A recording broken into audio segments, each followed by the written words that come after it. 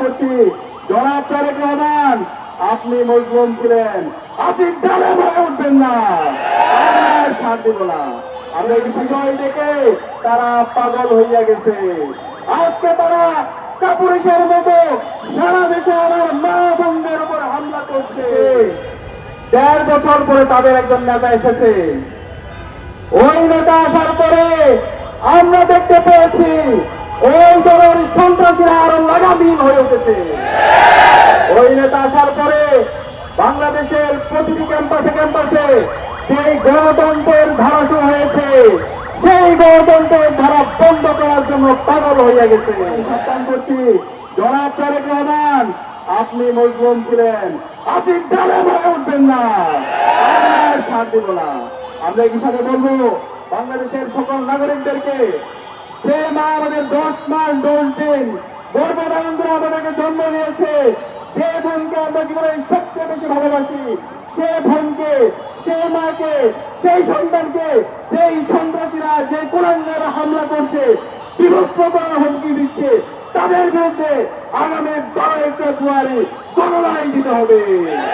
ইনশাআল্লাহ আগামীর যে বাংলাদেশ হবে, সেই বাংলাদেশ হবে ইনসাফের বাংলাদেশ। আগামীর যে বাংলাদেশ হবে, সেই বাংলাদেশের চাঁদাবাজ, টেন্ডারবাজ, সন্ত্রাস এবং দর্শকের কোনো ঠিকানা হবে না। আমরা বলতে চাই, ওই বিএনপি সন্ত্রাসীরা আর কোন না বন্ধের পর্যন্ত হামলা করে আমরা সারা দেশের 18 কোটি জনতাকে প্রতিরোধ করে তুলবো। আর ছাড় দেওয়া হবে না, আর ছাড় দেওয়া হবে না। তোদেরকে বলতে চাই, এই জুলাই বিপ্লবে ছাত্রলীগের সন্ত্রাসীরা, দুনিয়ার পেট্রোল বাহিনী 15 জুলাই আমাদের বন্ধের উপর ঢাকা বিশ্ববিদ্যালয়ে হামলা করেছিল।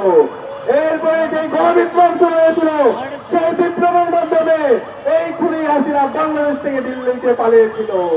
সুতরাং সাবধান করছি, আর কোন মায়ের উপর যদি হামলা করুন, আর কোন ভয়ের উপর যদি হামলা করুন, তোদেরকে আমরা আর এক মুহূর্ত সহ্য করবো না। নষ্ট করার জন্য ওই দল পাগল হইয়া গেছে। ওই দল ফেসিবাদী আমলে যেভাবে পেছনের দরজা দিয়ে ক্ষমতা এসেছিল খুনি হাসিনা, সেই কাঠামো আবার রেখে দিতে চায়। জুলাই বিপ্লব পরবর্তী আজকে 1.5 বছর সময় আমরা পার করছি।